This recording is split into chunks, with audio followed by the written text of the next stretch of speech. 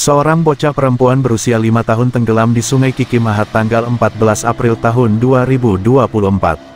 Bocah tersebut diketahui bernama Afifah, warga desa Sukarame, Kecamatan Kikim Barat, Kabupaten Lahat, hanyut dan tenggelam karena terbawa derasnya arus Sungai Kikim.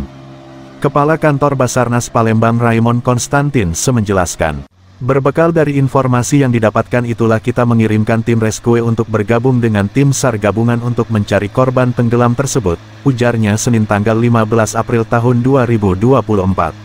Untuk kejadiannya sendiri, korban bersama dua saudara perempuannya pada Ahad tanggal 14 April tahun 2024 sekira pukul 15.30 waktu Indonesia Barat.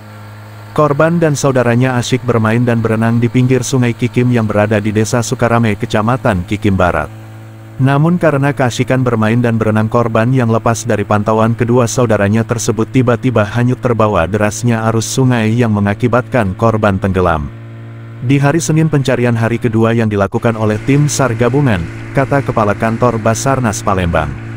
Tim SAR gabungan sendiri selain Basarnas Palembang, unit siaga SAR Lubuk Linggau juga ada dari BPBD Lahat, Koramil Polsek dan masyarakat.